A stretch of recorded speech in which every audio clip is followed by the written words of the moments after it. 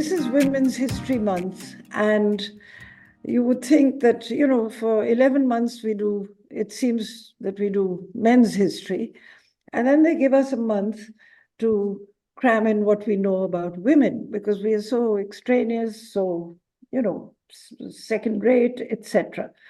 So this talk is really to tell you not just about the courtesans of Lucknow, because there are many stereotypes, many prejudices against that profession, but I want to present them as I found them in their own, virtually in conversations with them, as proto-feminist. And they are very important to understand rather than just dismiss as singing and dancing girls or, performers, or as this title tells you, more than just doing mujras. They live with a philosophy. They were independent. Now, I'm talking about the 19th century, because that's when they were at the peak of their powers and the peak of their patronage. That changed quite dramatically with the nibbling away of sections of Awadh, which began already in 1775, when, the whole eastern chunk, whole western chunks were cut off, like Meerut and this and that, all were sort of taken by the British. And you find that Awadh was not just, by the time it was annexed, they had eaten up half of it already, and they had also taken half the revenue away from the Nawabs by asking them for huge loans, for which they paid a very tiny interest, and this limited their power to maintain the arts and culture and so on of Lucknow, for which it had become extremely famous. And Lucknow itself, in the 1800s, early 1800s, became the second largest city in the British Empire. It was bigger in population than any other city in the subcontinent, and even the port cities, which the British created, such as Bombay, Calcutta, and Madras, were really quite were nuclei of what they were to become later on in the full establishment of the British Raj. Now, I want to tell you that during the Nawabi, and you might have heard this and seen it in films and so on, the courtesans commanded a very respectable position in society. They danced not on the streets and not on, in sort of shady places. They actually performed at the court of Awadh. It moved from Faizabad. They used to perform there. It moved in 1775 with Asaf-ud-Dawla, who realized that his western part of his kingdom was deeply endangered. It wasn't a fear of his mother, that's all bunkum. The western part of the empire, so he decided to move more centrally into Awadh so he could control the West better and defend it better. Okay, so what they attained as a group, and now I'm talking about the courtesan, which in Urdu is tawayaf. I'm not talking about, there were other ranks of women who serviced, gave sexual services and so on. Randis, Khangis, Khawasis, etc. Those are lower ranks of women. And, this profession has had many such sort of categories or hierarchy of services. The ones I am talking about are those who performed at the court, were given large stipends, which they could invest. They were given properties. They owned orchards, homes, houses.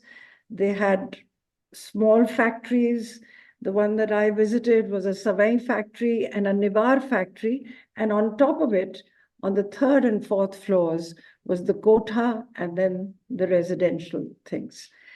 Now, I met I was doing my research basically on Lucknow. I didn't really think I would meet any quarters. I didn't even have it on my plan, for my research. But when I went into the archives, one of the first things I encountered were the courtesans. This was the colonial papers, and I'm sitting in Mahanagar in the archives, in the Sachivalaya or whatever it's called, or whatever the archive is called, in this very Sanskritized phrase that they've given it. I opened the tax ledgers because I was really interested in seeing who the elite were, who had the highest incomes, who had the most property, to sort of get some graphic idea of what Lucknow was like after the Ghadar of 1857. The first group, the top group, were what they called singing and dancing girls.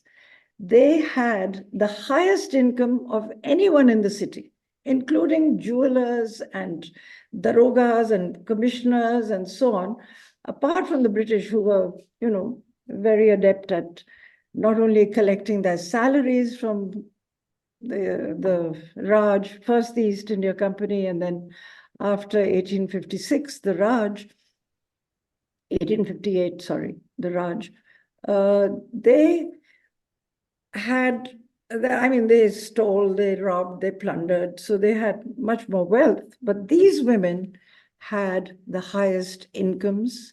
Then I found them in the property ledgers with all these things I mentioned before, orchards and houses and so on.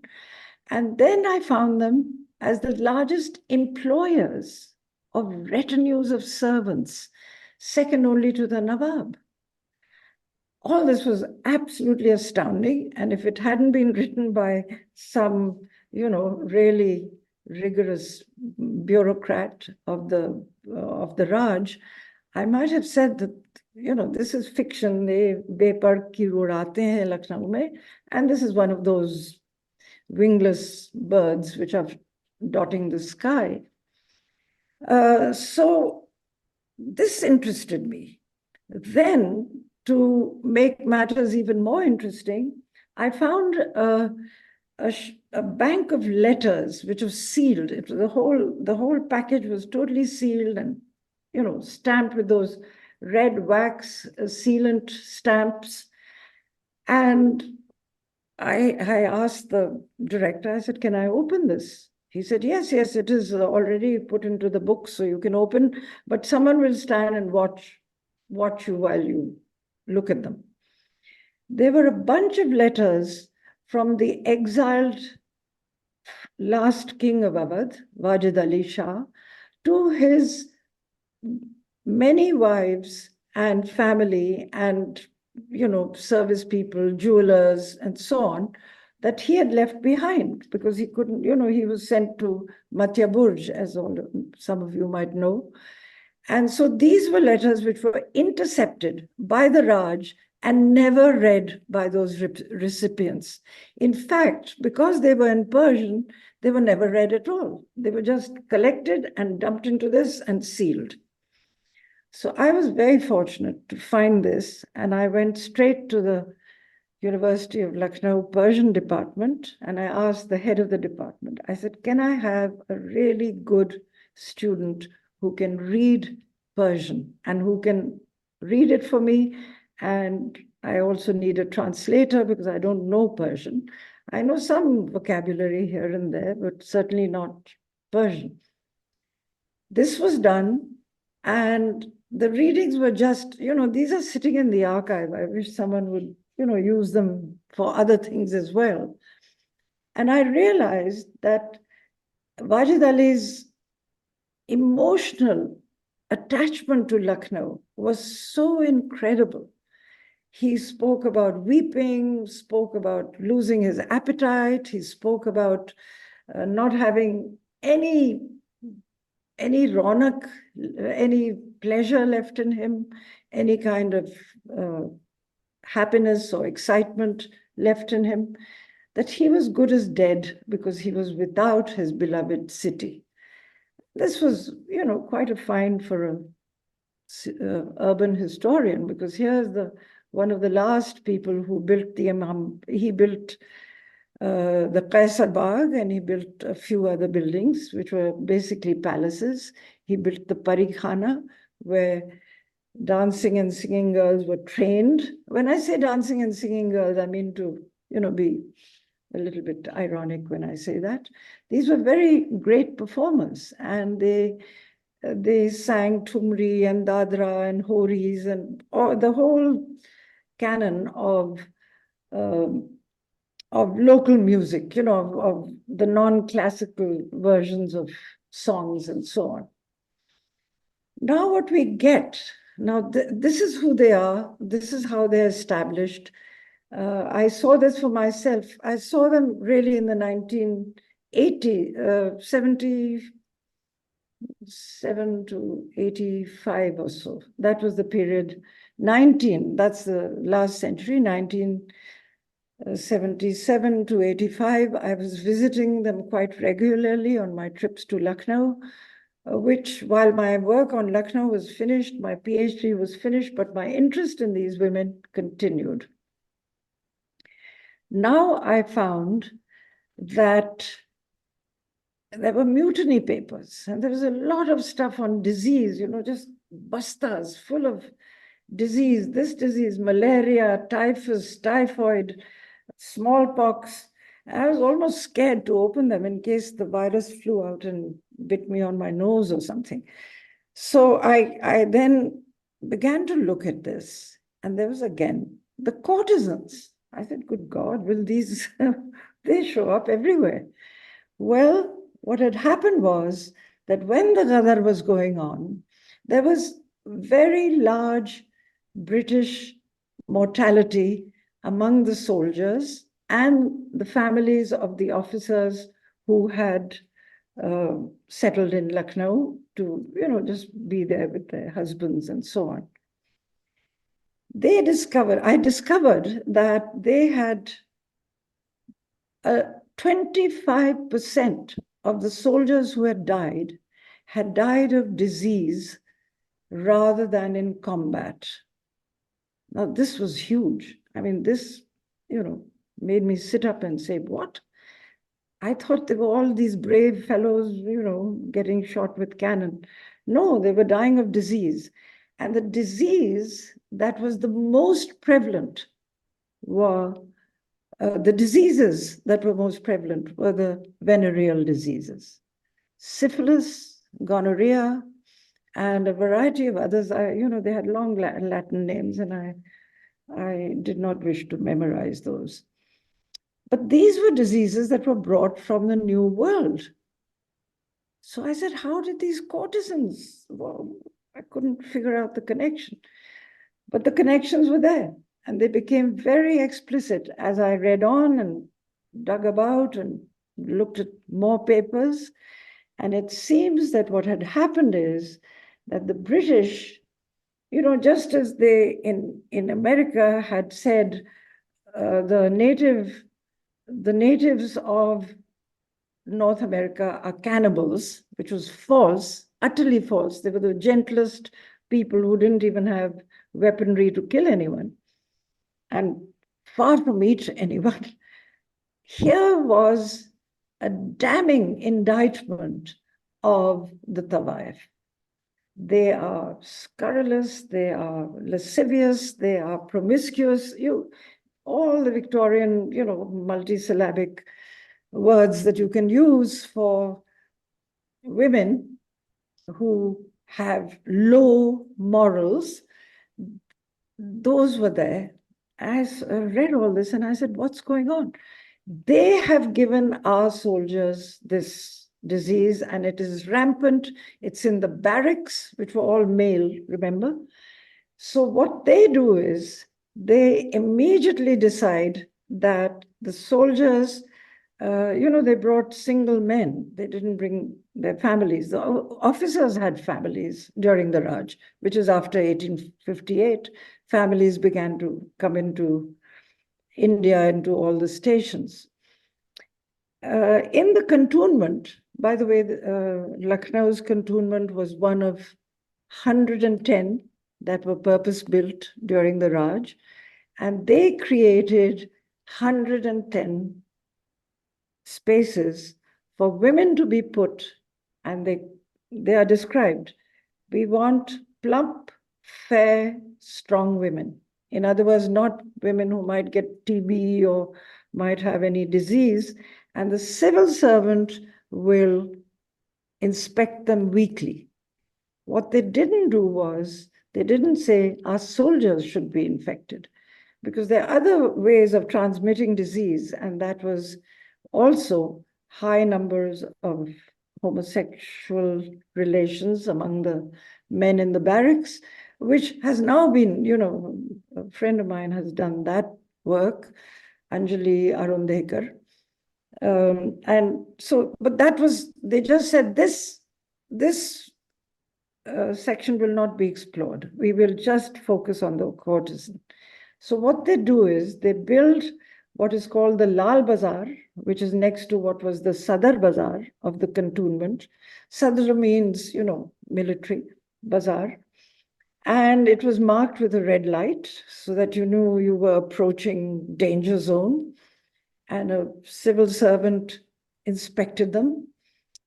A tablet was put on each, the door of each single cell that these women occupied. So you can see how dancing and singing was not even an option anymore. That was over. They had to just be, they were completely, you see, for dancing and singing, you need sarangiwalas, you need tabalchis, you need a whole retinue, you need people who serve the delicious cuisine of Lucknow and so on. All that is gone. These women now are really under lock and key almost, with a tablet with their name on it and their rate. And I have seen this tablet because some of them were, captured and tied and put into the docket. And it was 5 rupees an hour. I mean, this was like the steepest descent you can have in status in a change of administrations. There's almost no equal. I don't know if there is. But this happened instantly. Now, this is going on, but I'm in the real world. I'm in the 1980s, so what do? I have these letters. So when I go to the university to get to see what a student was assigned, and he came to my house in Lucknow, my ancestral home, which my brother lives in now. And I told him, I said, I have this fellowship and I have some money, I can pay you. You just tell me your name and your rates and we will start reading, because I'll take you to the archive. We'll sit down together. There will be a man who will be keeping watch over us. And then he said, there's one problem. I don't have a name. I said, beg your pardon? He said, yes, you see, I'll speak a little in Hindi. I hope Bombay walas know some Hindi. He said, I was born in the home in the Kotha. My mother was a courtesan. My nani was a courtesan. And since I was a boy, I was not given a name and I was never told who my father was. So I am just called Chote Mia. I said, oh. So I said, am I to write you down as Mr. Mia, which means Mr. So he said, no, I will not take anything in writing from you. You just pay me on the side. I said, okay. Then he said, but you were a boy. Didn't they value you? Boys are so extremely valued in our society. What happened to you? So he said, no, when my sister was born, and she's, much, much younger than this boy. He was about 20 and his sister was about, oh, I don't know. She was 8, I think, when I met her. Took some pictures of her. And he said when she was born, they distributed laddus. They had a big, big dinner party. They had musicians. And my nani and my mother danced. I said, wow, that's quite topsy-turvy. So he said, yes, this is what. And she will inherit everything from my nani and my mother. They're both alive, and she'll get their jewels, she'll get the orchard in somewhere in, Faizabad, and she'll get this and she'll get that. So I said, oh, okay, that's very pleasing to me, but why? So he says, because, in a courtesan's household, the women are independent, they rule, they control everything. And the men are servants. कोई मसालची है तो कोई खानसामा है तो कोई वो palanquin bearer है because they go around in palanquins, कोई दर्जी है तो कोई, and he named all the professions that you need for an opulent lifestyle, and that's what they do. So I said, I see. And where do they live? He says, only the women live in the kota.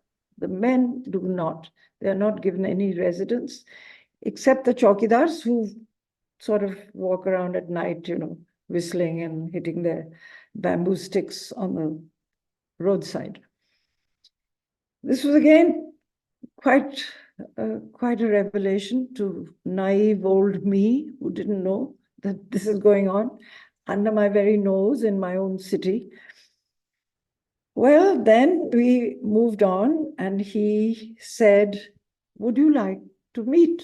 I said, can I meet your mother and your nani? He said, you have to go to the kota. I said, is there such a thing? He said, yes.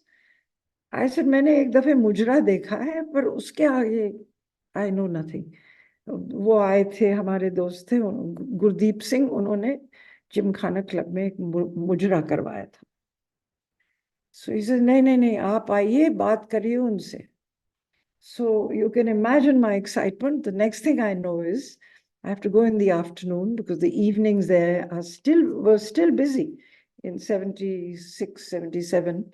They're still having, people come in the evening. So those were men, clients. And just as you have patrons and patronage, these were really the matrons, and if there's matronage, I don't know. So we decided to go, and I met, over time, I should cramp this up a bit because there's a lot to go. There were, in all, I met 35 women, not just in this kota, but in an adjoining one that was just a street away. They took me there too. Now, let me just tell you why I think they're proto-feminists, because I asked them questions. This was all based on conversations. And I was asked to eat a pan, which was such a big gilori that I could barely put in my mouth because they had put about 14 things in it. The person I called Gul Badan, who was the Chaudharayan, she made that pan for me and offered it to me on a silver plate. And I was not a pan eater, but I sort of stuffed it in my mouth, which kept me quiet for a long time while they talked. So here I was. As time, I didn't ask all these questions on the first day, you imagine, but we gradually, I've seen the score in my notes when I took them, about 19 visits to the kota.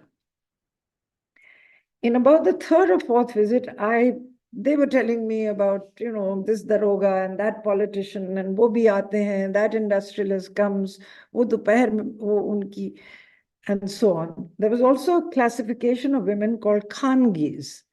And this was a very important, very strange group. I didn't know it existed. These were women married to quite respectable, into respectable families, whatever respectable means, I don't know. But let's say that's what they were called. Hum Sharif Gharo. I talked to a couple of them. Sharif Ghar ke. Acha. They come in the afternoon when their husbands are at work to earn extra money. They do not sing or dance. They very quietly provide sexual services to very chosen clients because they also need privacy. They also need secrecy. You can't just talk about them, because they would be killed or horrible things would happen to them if their families found out. So they would say, "Hum ja rahe hain, falan ko milne, aur phir this." So I met two of them over this 7-8 year period, not many. They were not available for conversations, but two did speak to me and told me that she couldn't meet her household expenses. Her husband was an alcoholic. He was spending anything he had, selling his valuables in the house, had sold her jewelry, it was just a terrible sob story. Okay. So this was the Khangi. But then I began by asking, I suppose, my stupidest question. No, I get even more stupid later on. But the first question I asked was, don't you think you would rather be married and respectable and, live a normal life? This really created a storm. And I think I learned the most because I was stupid. My learning curve was high because I didn't know anything. So I said, क्या आपको वो नहीं पसंद? मतलब जैसे हम हैं, जैसे और हैं. So they said, इनको समझाओ. So what they did, instead of giving me a long sort of an answer, they said, you watch this. We are going to do a pantomime. We do it in the afternoons to amuse ourselves, but watch it. It takes half an hour. Set parts, So there's a man, one woman, she ties a safa and she wears a waistcoat and she pretends to be a man. And then there's his wife who's immediately pulled out a ghungat or some sort of, covering a hijab type of thing. She covers her hair and sits as the wife. The man goes off, God knows where he goes, but he leaves the room and she's looking after children, trying to cook the food, trying to clean the house because she's terrified that he's going to come back and probably beat her because he is very irascible, very excitable, and his way of expressing that is to slap her. So she's terrified and she's getting done. Then he comes and sure enough, he asks for food and she's, almost like a servant serving him his food. He doesn't offer it to his children. He doesn't offer it to her. He sits there and he gobbles up whatever is cooked and belches loudly and farts a bit and so on. And I was it was very funny. But it wasn't because they were parodying the life of this very average woman, the very households from where they had come. And so then what happens is, I had said something about, you have to earn money through sex and isn't that terrible, or dancing in. So then they said, this man then beats her, falls upon her, has very quick and awfully crude sort of sex for about 35 seconds. And then he lies back and she has to beg him for money for food the next day. So point made, right? The way I had asked the question and the way they answered me, I was quite stumped. I didn't know what to do except not even write it down there, but go home and write it down because they didn't want me to write anything in their presence because they thought I could be a jasoos from the government and their profession had been banned and therefore I could be a spy or something. Anyway, next question. Because when we went to the other parda, they were going out somewhere, I think, to some, there was some sort of festival which happens a lot in Lucknow, and they were putting on burqas. So again, I said, don't you think this is the most demeaning thing? And why do you do this? And that shows you not really independent. you're under the grip of male ideology. I had words for it in Urdu, which I've sort of lost now because I haven't been speaking it very much with anyone. None of my friends want to speak in anything but English. So I then said this, and they said, we will show you what this does for us. I was given a burqa, and they said, you come with us to this festival. I said, oh, great. I put it on, and suddenly I became invisible, and I could see the world through the netting which was on my eyes. So it said, देखो, हम मुफ्त में किसी को कुछ नहीं दिखाते. ये हमारा, this is our disguise. And we travel the streets of Lucknow. He says, आप जाती हैं जब, जैसे आप आई हैं यहाँ, नंगा सिर, नंगे चेहरे, you know, all this. कुछ कहा किसी ने रास्ते में? I said, हाँ, they were, you know, they make some remarks. Some are sort of filmy remarks like, अरे कहाँ जा रही हैं आप बताइए. And I was very young then, so I suppose the remark was not quite unjustified. They, in the long and the short of this is that they had excluded the male gaze while they controlled who they saw, because they could see and the others could not see them.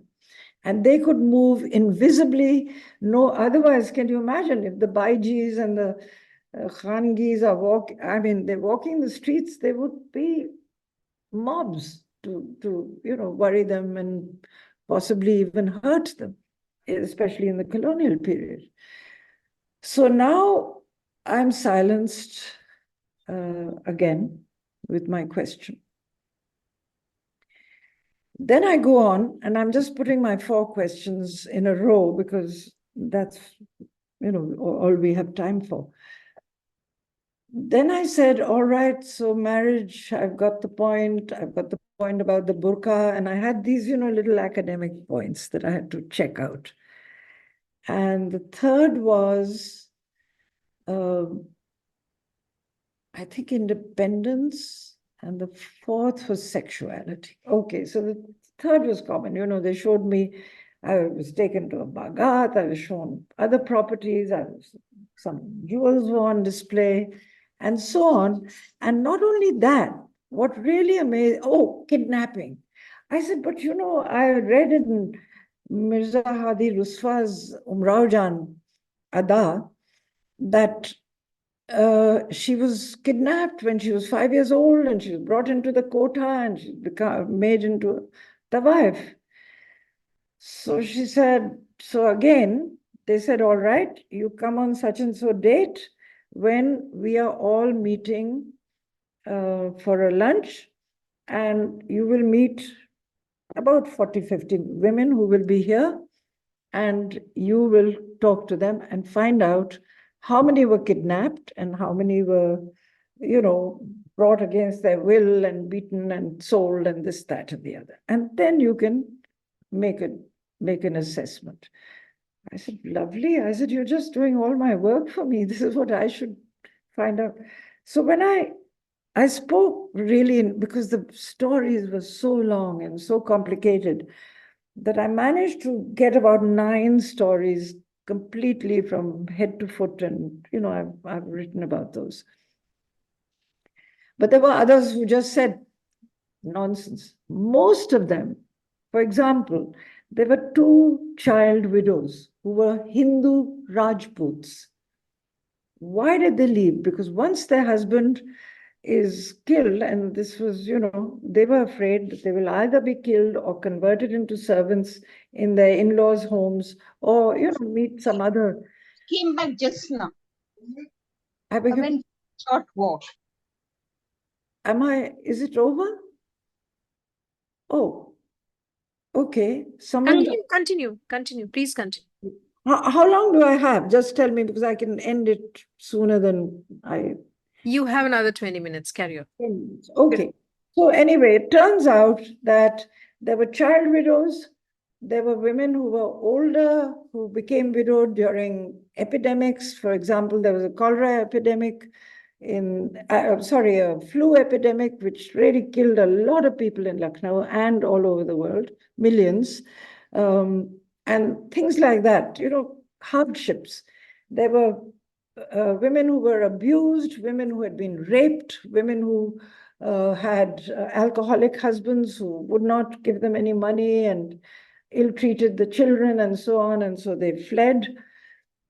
I was just, overwhelmed with what the quota meant for these women, not for the world at large, but from their perspective, it was a refuge.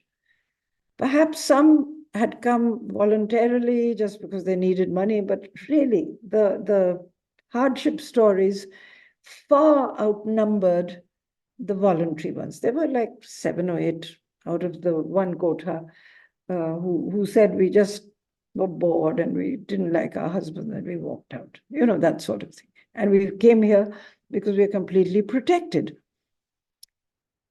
So this kidnapping tale also was another myth that got busted in the course of my research.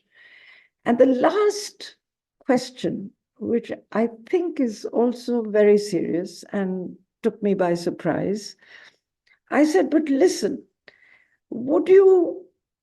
I said, I know you have everything. You were the only, by the way, they were the only educated women of that time in not just Lucknow, but almost anywhere in the world, because education was withheld from women because men are terrified of competition and solid competition.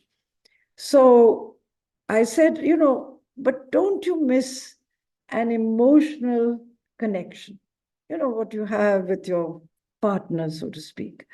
Someone you can love and someone you can cherish and someone you can enjoy. Sexual intimacy, just that, not domesticity so much, but in that very sexual, emotional way that all of us have craved. And these women, you remember, came in their adolescence. Not many were, you see, they almost retired at age 35. So they're about like 13, 14, pubescent. Some wait for their puberty. And then you have that Nath Utarna ceremony and so on. So here are these women who say, yes, we came here very young and, high hormones at age 13, 14, 15, they're probably the peak of your hormonal map. And they said, well, some of them sort of didn't talk, but the ones who had almost become my friends and were very free with me, very frank, open, and honest, just said, do you think we don't have relationships among ourselves? So I said, yeah, your friendships. So they said, no, more than that. Then Sairajan, she looks at Gulbadan and says, she has been my partner for 27 years. I said, then, the word partner wasn't that common. Today, I understand the word partner as a sexual partner. I used to think of it coming from a business family, that you're a partner if you have a shared interest in some property or something. So I said, a partner? So she said, yes, ye meri partner hai.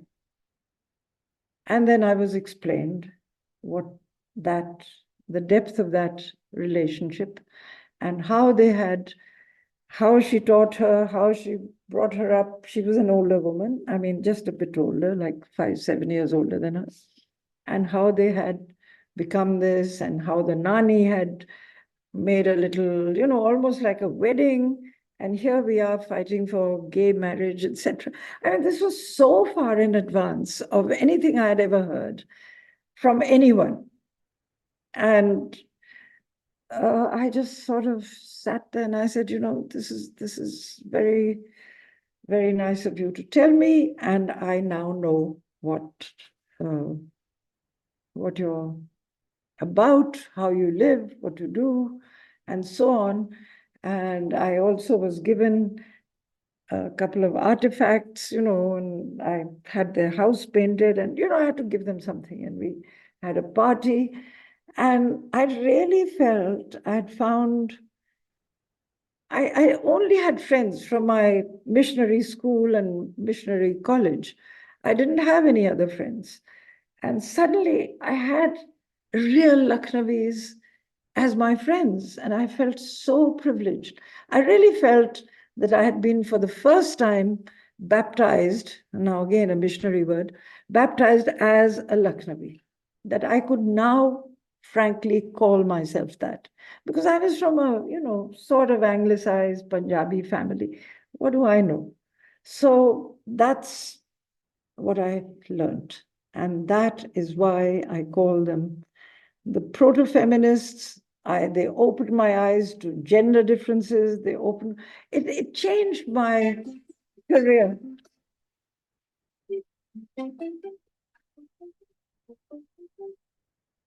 So I'll end there and I'll take questions if there are any, or we'll just leave it at that, because I think my time is up to give this talk. You can continue for another 5-10 minutes if you want to, and then we'll do a brief round of questions. Question. Well, this is my the sort of the burden of my article. I can tell you that it's been reprinted often and you can find it quite easily, including in my own edited volume called Sham-e-Awadh, Writings on Lucknow, which is an edited volume. So I don't say that I wrote it, but I did write 2 or 3 big pieces in it, which I suggest you read, because they're all linked to my understanding of Lucknow. And I would say that my teaching took a dramatic change. I got a fellowship, a Rockefeller Fellowship, and they said you can learn whatever you feel you're missing. It's for senior scholars. And I said, I want to learn gender theory. I don't know what that is. I'm a natural, feminist. I'm becoming one, but I don't know anything about the theory. And when I learned it, I began to engage with I was at Rutgers and I was talking to some of the leading feminists there. And Kate Stimson, I mean, if I name them, Gloria Steinem, Kate Stimson, I won't go into that list, it's meaningless. But what I can say is that what I learned in those really quite fun, just the best way to teach is to laugh and joke, and it sinks in better. I never need a note to be able to tell what I learned, because it just got imprinted in my brain. And I told this story. I hadn't written it then. I wrote this for the first time in 1990, when they all forced me to write it. I said, I can't write this. I'm a serious scholar. They said, this is serious scholarship. Now get on with it. And I wrote it. So I'm just telling you that it was a big change in my own life. It made me understand myself better. It made me think harder when I came across, I was doing other research, other articles. I've written a book on Gurgaon, which and I kept looking for the gender angles whenever I could see them, or how they were blotted out. And that's how I could write my book on dowry, not as this horrible thing that you should ban, but as something was the only thing women could get in that period. That perspective, it becomes feminist. And now I call myself a feminist historian, quite happily. And today, that word feminist is very important. I know it's a bad word here and you don't say it aloud because, someone come and put you in jail or something. But on the whole, it is the freedom to know and the freedom to be who you are, and the independence that your own career gives you. It might be a career that I don't think you can choose anymore today, but the lesson is that if you become independent, the world is yours, just as it has been for men. And that really has been my sustenance, my water sipping bottle when I'm on a hot hike, that kind of thing that keeps you going, that keeps you thinking, that keeps you engaged with the work you're doing. So I'll close this now. I've really talked a lot, and I'll get back to any answer, any question. Let me thank you so much. That was delightful, and it's amazing how you can sort of talk without slides and so on. And that was an absolutely delightful talk, like I said, and lots of compliments for you in the chat. I do have a few questions for you. You talked about how the role changed from what the courtesans were to suddenly being transferred to those cells. Now, the people that you met, for one, how did no one ever stand up for them when the roles changed? They stood up for themselves.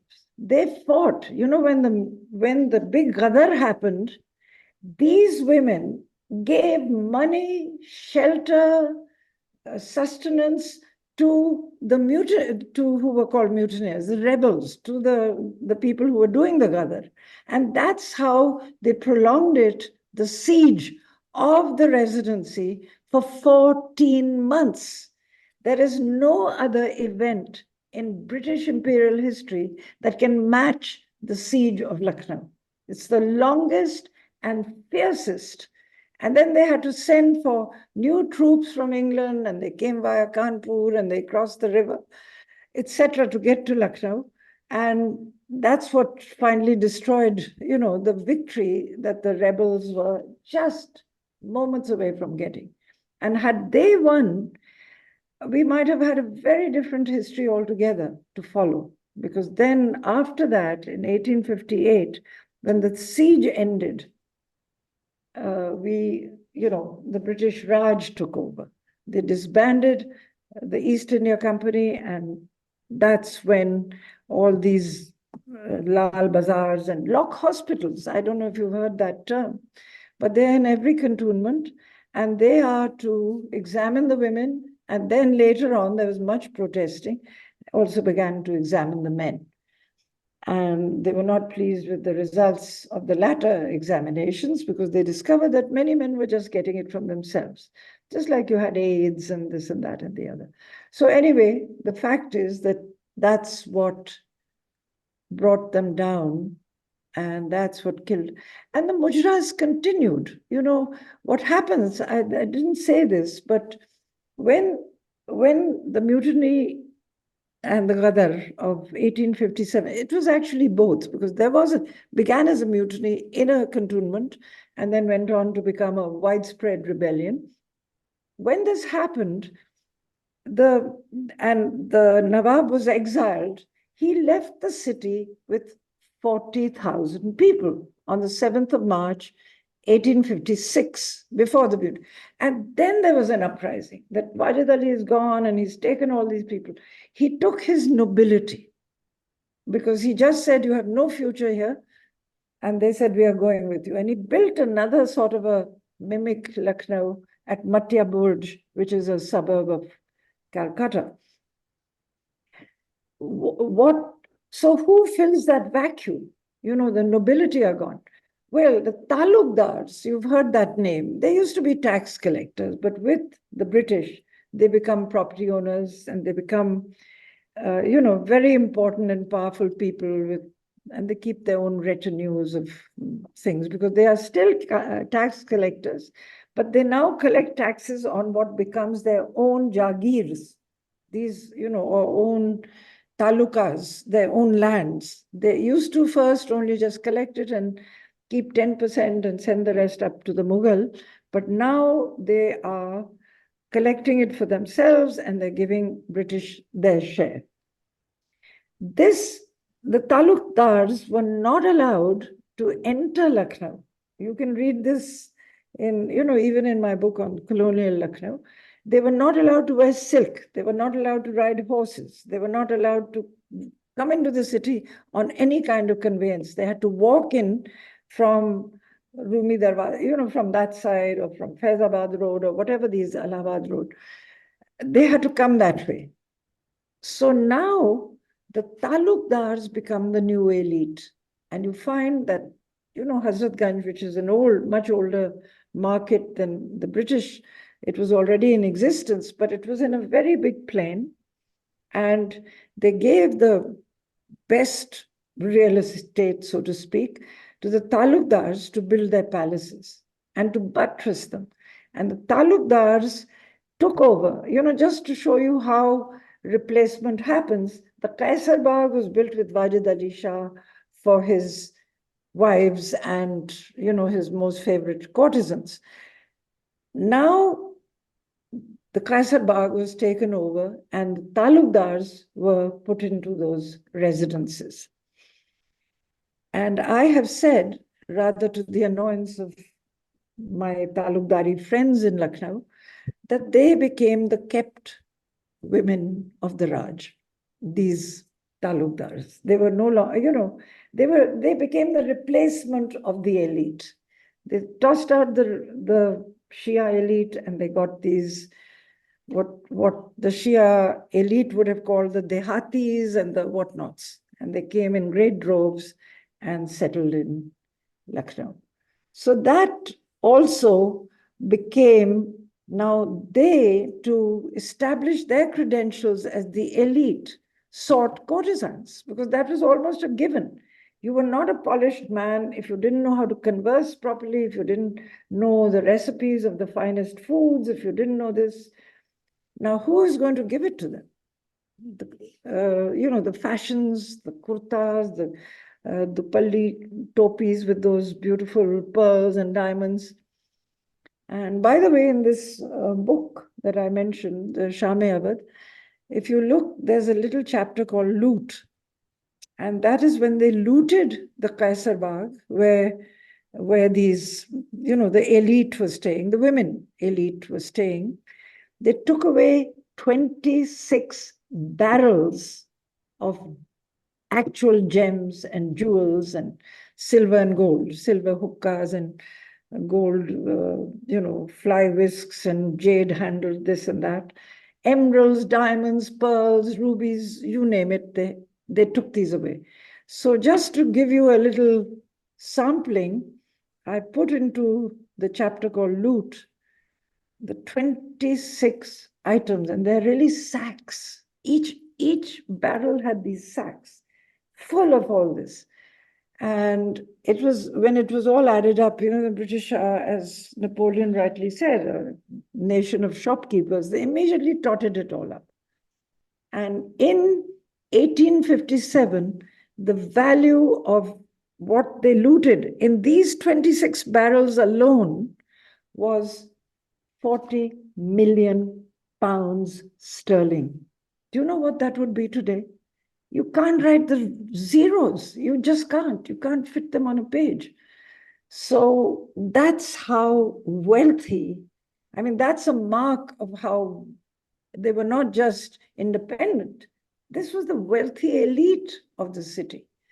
And that's what it didn't get through my noggin, because I hadn't seen them like that. I had seen a mujra, and that, they sort of danced and it was silly. And I told Gurdeep, I said, the best thing about this evening was your Scotch whiskey. So he sort of smiled and he said, "Arey, ab wo baat nahi," and all that. We talked about it. So that is what I'm saying. They changed, but it was step by step. The taking of Awadh, the taking of those loans, the cramping of the style of the Nawabs, calling them debauched, Dalhousie's doctrine of lapse, which said the kingdom will lapse. If, they didn't have a war to annex Awadh. They just proved by totally, strategic means that these Nawabs are all debauchers. My one project, which I haven't finished or will never finish because of my terrible eyes, my eyesight, I would say is called The Making of the Oriental Debauch. And I have a lot of material. And if any of you is interested in doing that, I can help you. but I can't do it. I'm no good anymore. So Sabira says that, you mentioned that they put them in these cells and then they put a red light there. So was that the origin of red light districts around the yes, country? it is. It is in Bombay. It is in Calcutta. It is in Madras. 110 purpose-built cantonments. I've seen a lot of records that, and they were called red light districts because these were where you went. Red also stands for passion and stuff like that. So that the red light indicated where those barracks for the women were. There was just single cells. I've seen them. We all love this phrase, proto-feminist, that we've picked up from you today. So thank you for that. There are a couple of other questions. By all means. Are these stories the same in Mumbai and other places? Vikrant wants to know, or are they specific to this particular aspect, is specific to if you look at even in post-Vedic times or something, you'll have very rich courtesans. In fact, there's a play that I used to teach in my Indian Civ class, but don't ask me to recall it, but I can send you the reference. And I went back to that because Amrapali, some name like that. I'm bad. I'm not recalling it correctly, but I can send it to you. And it's about a king and a courtesan. Courtesans are everywhere. You look at the Russian courts, you look at the French court, you look at the British earlier, courts. It's not just Lucknow at all. It's worldwide. And the word courtesan is, as you know, not an Indian word at all. It comes from English. And it is about the court. They were courtesans. And I have one of my versions of this was called Courtesans Sans Court in Lucknow, meaning when the court dies, what happens to them? Then I've been changing the title and redoing it. So what I'm saying is it was the cities that had it in Lucknow in this style. But I'm sure the southern cities, there's Hyderabad, there's Murshidabad, there's Lucknow, there's, this whole cluster of Shia kingdoms which surrounded the Mughal, who were Sunni. And they had them. The Sunnis were more puritanical, more, shall we say, not into all this very much. And therefore, you don't get it you did get it in the Mughal Empire because there were 2 or 3 very important Persian ladies who played a role. Humayun, for example, when he left India, not India, sorry. When he left his empire and he ran away because, there were people chasing him away, he first came to Lucknow, collected 10,000. He spent 2 hours, and Lucknow women, men could give him 10,000 rupees and 50 horses in 2 hours. They only heard that the Shahenshah has come. They immediately gave him this. He went to Persia and they said, we will help you, but you have to renounce your Sunni branch of Islam. You have to embrace the Shia. And then he comes back with the help of the Persian. So the Persianate culture gets embedded in many parts of India. And in those courts, you will get what I have described. And in other courts, you'll get, lesser versions of this. And time changes it. The old things that this Amrapali. Oh. Amrapali. Read that. It's very interesting. And it's a whole conversation between a courtesan and the king. So we have 2 examples on the chat. Commander Mohan Narayan asks whether the stories of the Devdasis of the South was something similar. And Kajal says that perhaps, were they like the geishas of Japan? No, you see, what happens is that the British had a very one-track mind about perceiving the native in whatever they were doing. that this is somehow inferior, this is somehow, they were first-class racists. I mean, nothing to be said. Skin color, this thing, that thing, they're junglis, they're barbarians. They're sitting in the, court of Wajid Ali Shah and calling him a barbarian. So you know how off they were. The Devadasis frequently had, they served, as you know, Deva means God and Dasi is servant or slave even. They serviced the gentry. They have a very similar role, but they were seen by the British again as sex workers. And immediately, they were also banned, and Devadasis were, they suffered a very similar fate. And temples were closed, temples were taken over, administration, the money that the temples collected became their revenue, etc. So they went through a very similar phase of degradation because of the colonial perceptions of women on the whole and women again. I mean, if you just read what they thought of Mary Tudor, it's worse than you could ever write anything. I mean, if you read British history, which I've done some, and discovered that she was called every name you can call a woman. It just absolutely, they did it to their own, is what I'm saying. This was a male perspective. This was, there was racism, there was male chauvinism, there was greed, lust, all that. And hypocrisy. Why hypocrisy? Because they banned the courtesans, but they continued to tax them.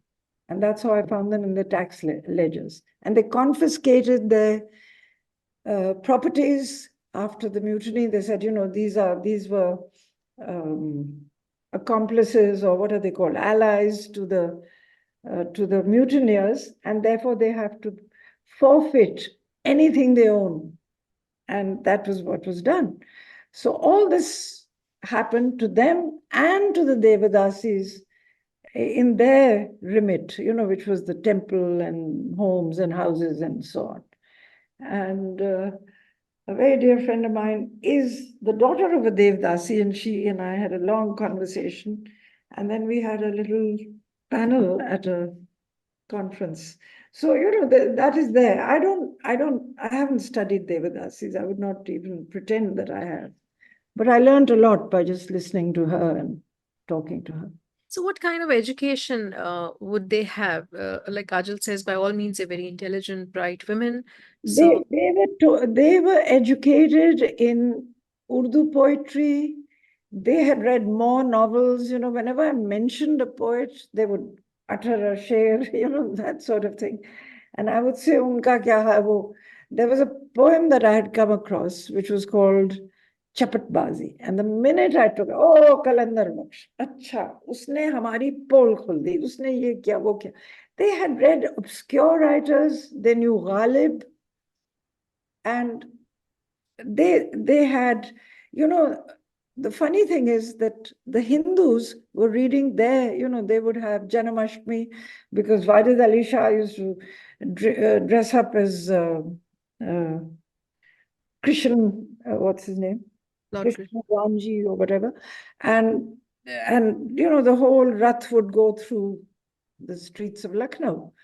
And these women would dance, Hindu, Muslim, all alike. This is what I mean by hybrid civilization, which in Lucknow is called the Ganga Jamni Tehzeeb.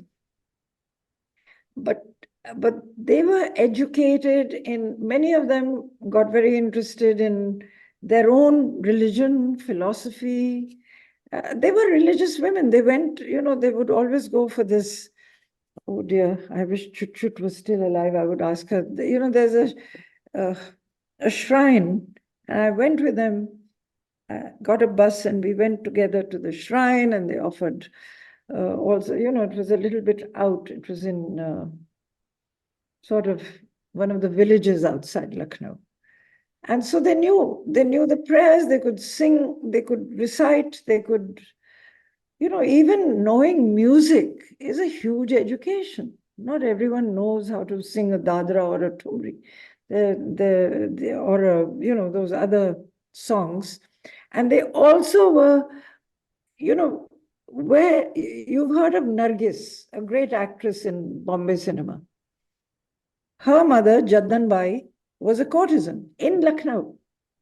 And Nargis was going to be trained in that, but by then the Bombay film industry had come up. So they went there, and she became one of the leading actresses. And she wasn't this hamming that, you know, Sadhna and Padna, all these people do. She was a true actress. And so you find that Madhubala, you know, there are others, I think Wahida perhaps, I don't know. I'm not going to name others in case they weren't, but that was it. There were prime minister, the wazirs of Awadh very frequently had connections, and when you wanted something done, you didn't approach the wazir, you approached his mistress, and then you got your work done, and so on. But the clientele changes, you know, the whole thing is, today when you go to Lucknow, you'll say, what were you smoking when you were talking about these women? Where are they? Well, they're gone. And that's the sad truth. And you can see some recreations in, you know, films like Sahib Bibi and Gulam and Umrao Jan and so on. And my friend Muzaffar Ali and I have had long conversations before he actually made Umrao Jan. Lovely. Thank you so much. You have shared an element or an aspect of Lucknow that we've seen through your eyes today rather than what we'll see on the streets today. And it's been the most evocative talk about the grace, beauty, determination, as AS says, of these women. And their world seems unbelievable, let's say, but you know, you've brought it alive for us. Thank you so much, and thank you everyone else for joining in today, this Saturday evening. Thank you for Very welcome. I'm very honored and pleased that we could do this.